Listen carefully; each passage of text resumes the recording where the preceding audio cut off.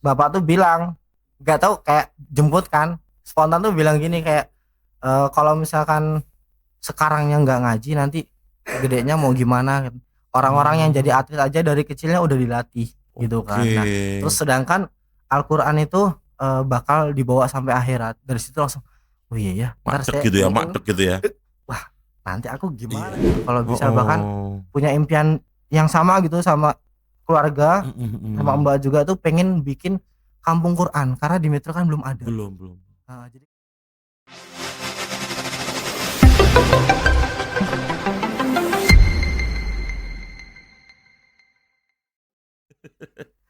Baik.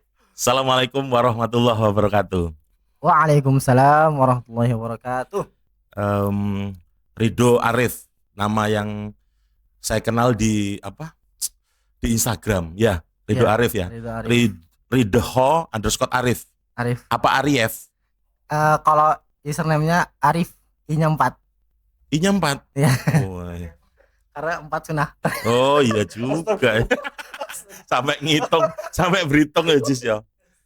Ridho underscore Ari I-nya 4. Iya, F. Arif.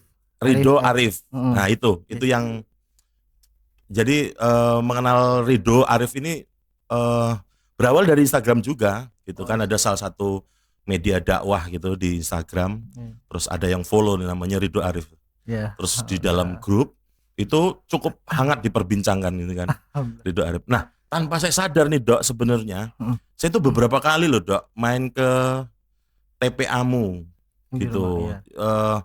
Saya nggak tahu tuh kalau ternyata TPA yang ada itu ternyata tempat tinggalmu gitu kan. Saya tuh ikut sama Mas Joko sama Mas Iya, iya. Ajis tuh Jumat Berkah itu kan bagi-bagi Iya, nasi toh. iya. Nah itu sering gitu kan ke daerah Iya. mana tuh Dok? Di 21 15A, Iri Mulyo. 15A Iring Mulyo, Ya, di gangnya agak kecil ya Dok ya. Gang kecil, Gang Gang Kangkung. Gang Kangkung ya, Iya, Gang Jalan Kangkung, Tiram. di rumah ya. Di rumah pribadi itu ada TPA. Pada waktu itu saya ngeliat ya karena apa namanya, maaf ya, tempat tinggalnya juga tidak terlalu besar gitu, juga murid itu padat banget gitu kan. Alhamdulillah. Masya Allah. Ayo. Baik, jadi gini Dok, Em, saya kembali lagi ke yang diperbincangkan nih, seorang Ridho Hmm. Arif. Ridho Arif ini katanya melangsungkan pendidikan di Bandung, Ya, betul ya? alhamdulillah. Nah, Bandung. pendidikan di Bandung itu di mana kalau boleh tahu? Di Bandung itu alhamdulillah di Baitul Quran Darut Tauhid di bawah pimpinannya Kiai Haji Abdullah Gimnastiar Oh, Agim. Agim ya, Iya, Agim. Agim, ya. Pernah saya ke sana tuh subuh-subuh gitu Alhamdulillah kan. Agim, ya. Banyak apa? Santri-santri gitu ya, Ya, alhamdulillah. subuh-subuh gitu ya.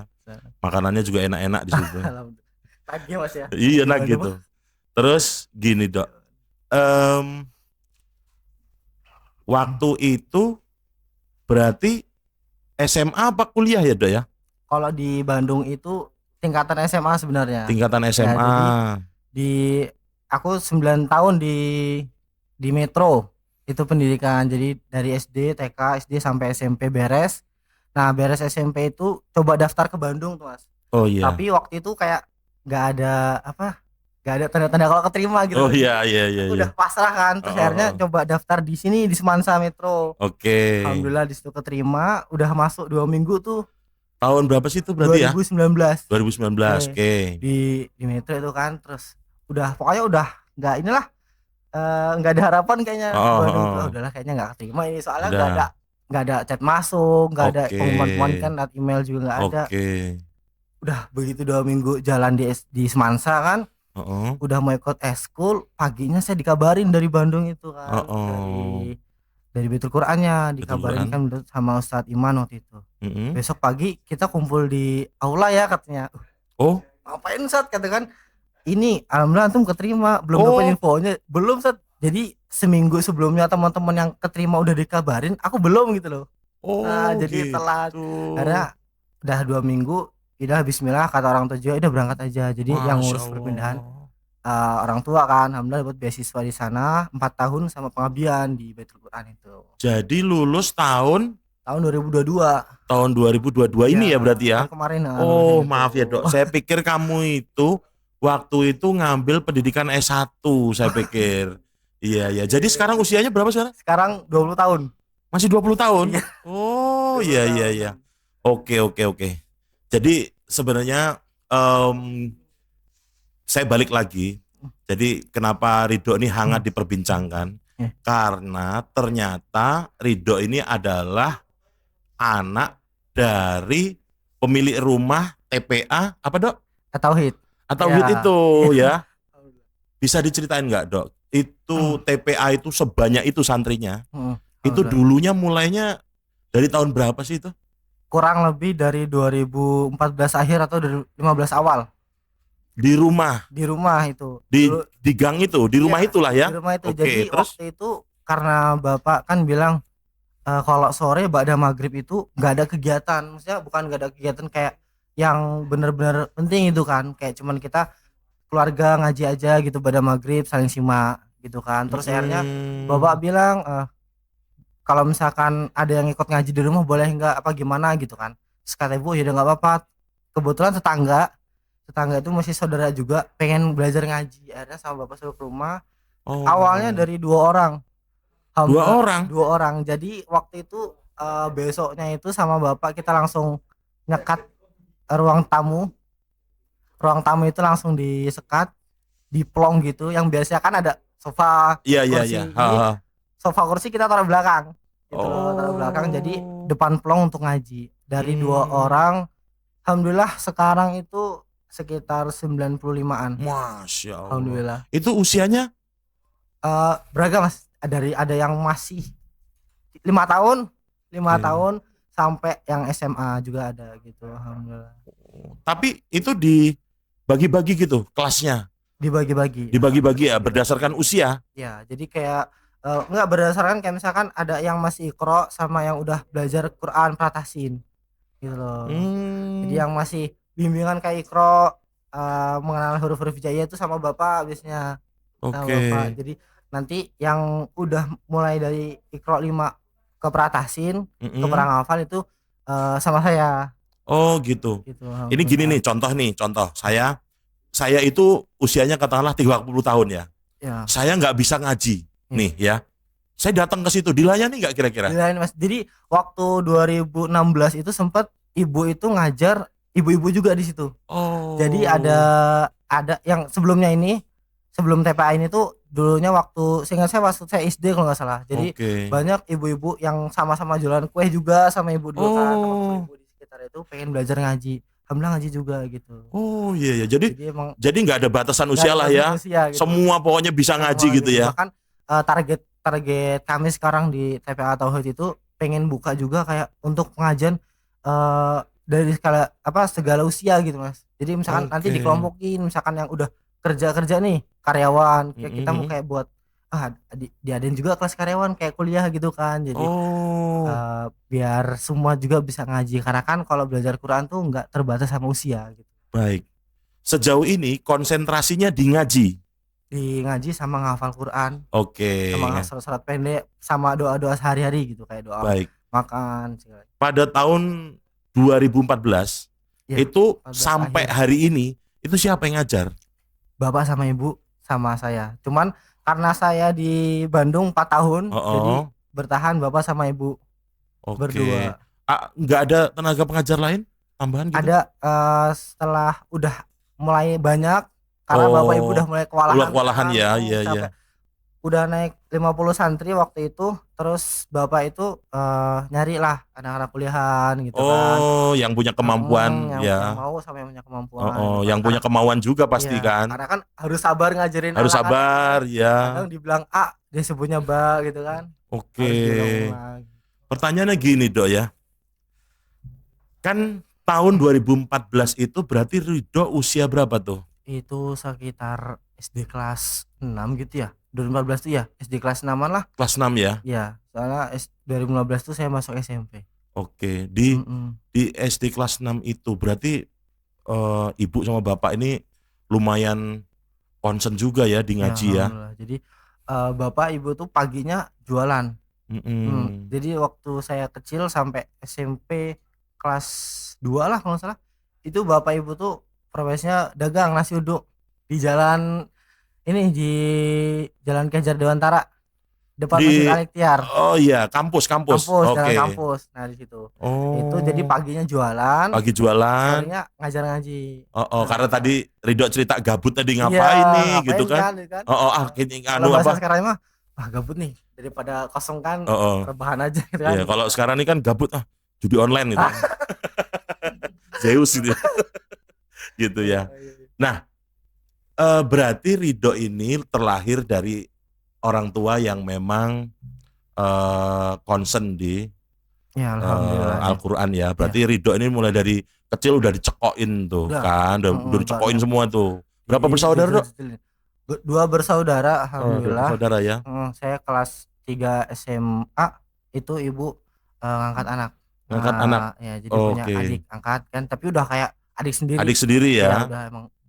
Sekarang beliau di Pondok 21, Pondok juga pesantren. Pondok 21. Di Al-Abror. Oh, Al-Abror. Tiga-tiganya juga concern juga nih di Al-Quran semua gitu ya. Termasuk Alhamdulillah. Mbak apa? Mbak ya. Mbak sekarang di Bandung, alhamdulillah. di Bandung. Di Bandung ya. Nah, kan si Ridho ini kan dicekokin Al-Quran terus nih dari kecil kan. Terus kemudian tahun 2014 orang tua itu buka TPA lah ya.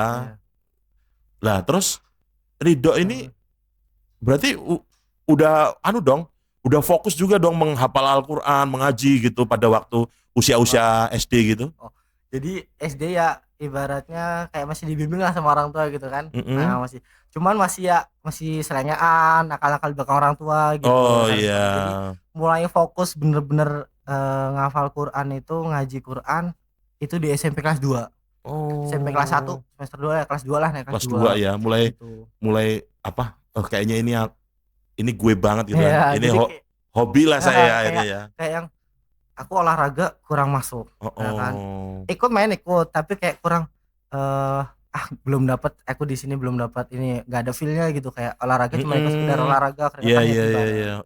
Terus waktu itu di SMP kelas 2 itu pokoknya habis pulang dari main sama teman, itu kan main sama teman, terus bapak tuh bilang, nggak tahu kayak jemput kan, spontan tuh bilang gini kayak kalau misalkan sekarangnya nggak ngaji nanti gedenya mau gimana gitu.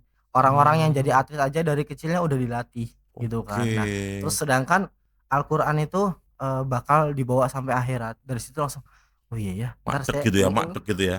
Wah, nanti aku gimana kalau gedenya. Terus juga dari situ nggak tahu bapak padahal masih jauh itu udah ngomongin kayak kami itu laki-laki nanti bakal jadi imam kan, nanti anak istri mau diajarin apa kalau dari sekarang nggak belajar Quran. Masya Allah. Jangan sampai kayak Abi lah, maksudnya yang belajar Quran dari kecil udah belajar Quran tapi sekarang harus mondokin kamu biar dapat Quran yang lebih banyak gitu kan.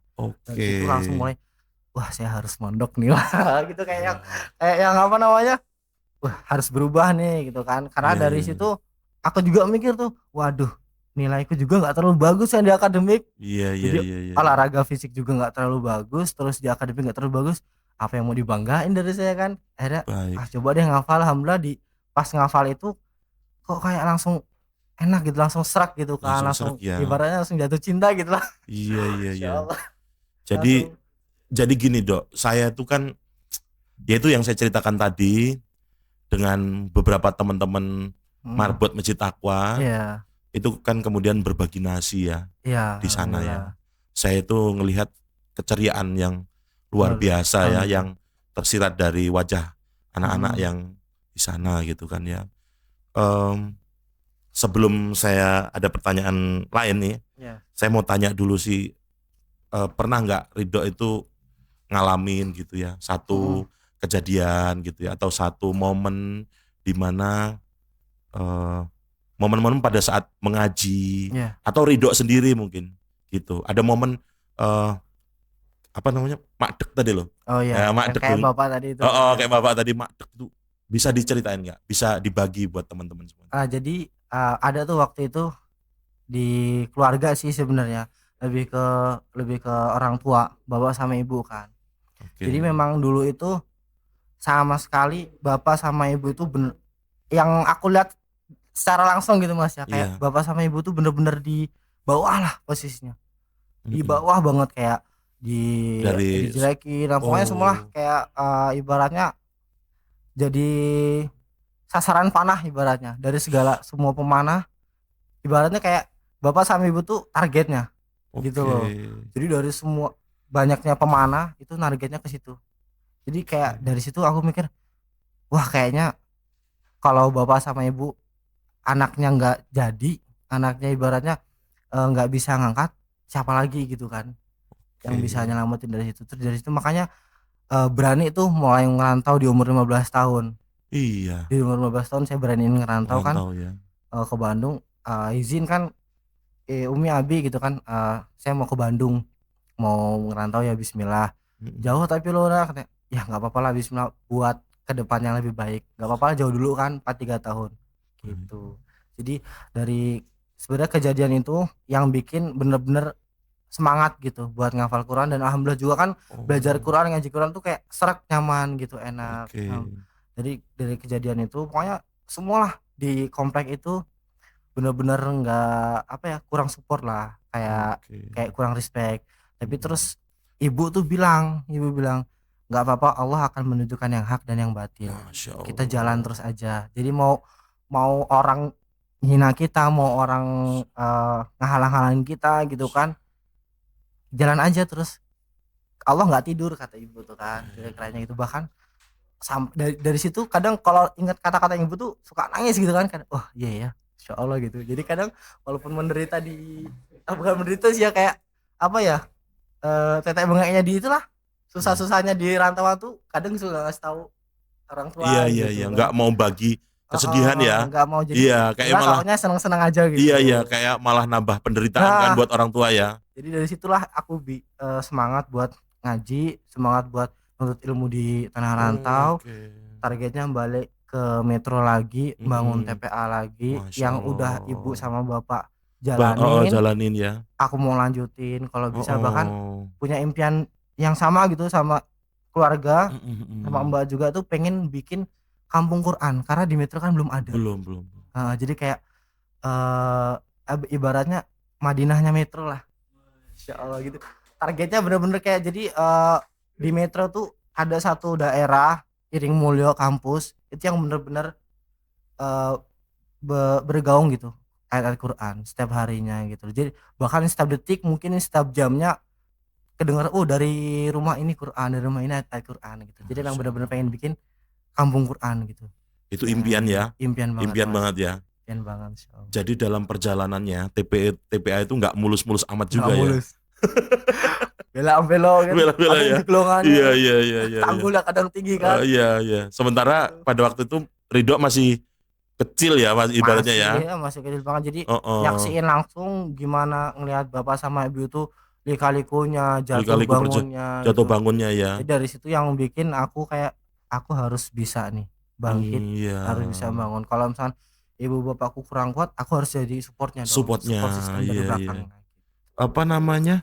Bapak ibu masih dagang nasi uduk itu? Kalau enggak, dari udah berhenti di aku SMP kelas 2. SMP kelas 2 udah enggak ya? Enggak, SMP kelas 1 ya, kelas 2 lah. Naik kelas 2 itu bapak ibu berhenti, udah enggak jualan lagi. Nah, sekarang bapak fokus di SDIT. Kebersihan. Di TWU, bapak petugas kebersihan sama megang kunci. Kalau ibu di rumah. Ibu rumah tangga ya. Di rumah sambil kalau sore ngajar ngaji. Jadi memang benar-benar awal mulanya itu TPA itu dibangun inisiasi dari kedua orang tuanya Ridho ya. Sampai dan itu santrinya masyarakat situ. Alhamdulillah masyarakat metro, bahkan juga ada yang dari sekampung. Jadi dari sekampung terus, tapi jauh loh. Kenapa nggak milih ngaji di sana aja? Gimana ceritanya itu kok? Jadi waktu itu sempat lewat beliau itu kan. Adik kakak sempat lewat. Terus lihat kok kayaknya rame banget. Terus kayak itu tadi ceria, happy. Kenapa kan? Karena kan emang kita ngajar di situ dianggapnya kayak udah keluarga. Walaupun anak orang, tapi aku anggap adik sendiri, dianggap sama anak sendiri sama ibu bapak. Lewat terus akhirnya pengen ngaji gitu kan. Enggak, gini loh Dok, sekampung itu kan jauh ya. Jauh. Terus kemudian kan ini jam mengajarnya jam berapa?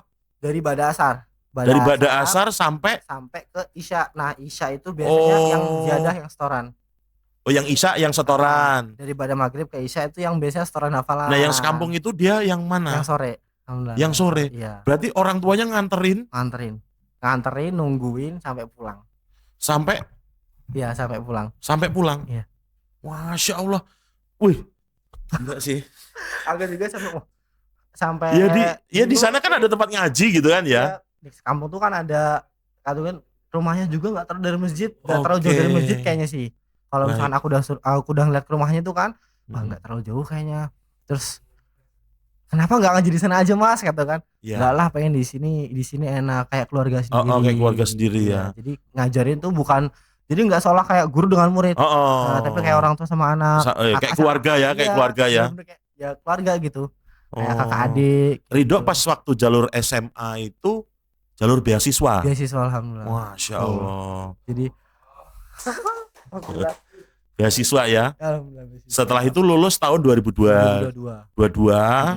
Kembali ke rumah. 2022 ke rumah 1 bulan langsung khidmat di situ. Jadi musyrif di Baitul Quran juga. Jadi di situ pengabdian 6 bulan di Bandung, lanjut 3 bulan di Pekanbaru. Pekanbaru 3 bulan, terus balik lagi ke Bandung. Mengajar berarti? Iya. Mengajar, jadi kayak dampingin santri lah musyrifnya. Di asrama gitu kan. Sambil ngajar tahsin tahfidz juga gitu kan. Tahsinnya gitu maksudnya. Tahsinnya tuh selama 1 tahun kan lebih. Setahun lebih, alhamdulillah tahun ini beres. Udah beres. Terus sekarang? Nah sekarang alhamdulillah di Cianjur. Alhamdulillah. Lanjut ngajar juga di Cianjur alhamdulillah. Ngajar ya, di mana? Di Mahatafid Iqra Internasional. Tempatnya di almarhum ya. Almarhum Syalih Jaber, masih di yayasannya. Di sana berarti bekerja toh berarti kan ya? Iya, hitungannya bekerja. Terus melanjutkan kuliah juga? Insyaallah mau lanjut kuliah. Udah diterima. Masih mau pendaftaran sih. Masih pendaftaran. Rencana mau di mana? Kemungkinan sih tahun depan. Targetnya mau di impiannya gitu, cita-cita. Mau di PT IKI. Di PT IKI. Tapi kemarin juga sih sama ada teman sama saudara juga kan, Mbak nawarin kalau mau kuliah karyawan nggak apa-apa, nanti dibantu gitu kan. Diarahin lah, maksudnya diarahin daftar-daftarnya gitu. Jadi kalau kuliah karyawan berarti di Bandung di UPI. Insyaallah gitu. Jadi gini Dok, saya kan agak ngikutin nih perjalanan si TPA itu ya, TPA yang dibangun oleh keluargamu itu. Dalam perjalanannya beberapa waktu yang lalu saya melihat adanya beberapa bangunan yang sedang dalam proses. Alhamdulillah. Jadi sekarang prosesnya sudah sejauh mana tuh TPA tersebut? Alhamdulillah sih sekarang itu kan udah jadi kelas 1. Satu kelas tuh udah jadi gedung pertama. Ya, alhamdulillah, dan targetnya itu berikutnya mau bangun pagar dulu. Pagar. Terus baru nanti gedung kedua. Alhamdulillah. Di atas lahan berapa sih Dok itu Dok? Itu kurang 500 meter ada? 500 meter persegi ada? Lebih lah kayaknya Mas. Lebih ya? Iya. Jadi kalau mau dikembangkan masih bisa banyak kelasnya ya? Masih bisa. Target rencana sih mau ada 4 bangunan gitu. 4 bangunan. Ada 4 bangunan. Di jadi, situ. Ada 2 aula, terus 1 bangunan dapur, 1 lagi asrama. Jadi rencana kedepannya bakal ada santri yang mukim. Iya, seperti kayak santri dari sekampung tadi kan? Kayak jadi misalkan yang jauh nih sekampung, Kota Gajah, Punggur gitu. Kalau nggak salah sih ada yang dari Punggur juga udah di situ, cuman udah 6 bulan ini libur dulu beliau kan. Jadi fokus di sana. Jadi untuk gini Dok, kamu nih kan tadi punya impian ya, pengen punya kampung Quran gitu ya. Berarti sekarang nih waktunya Ridho ini menimba ilmu lah ya. Begitu. Menimba ilmu dari jenjang pendidikan SMA tadi sudah dilakukan, terus kemudian ini ada rencana lagi kemudian mau di bangku S1 lah ya. Iya, insyaallah. Nah, berarti kalau mau buat kampung Quran berarti setelah selesai kuliah terus kemudian nanti akan pulang lagi ke metro. Iya, insyaallah pulang lagi. Impiannya begitu. Karena pengen bangun metro. Masya Allah. Allah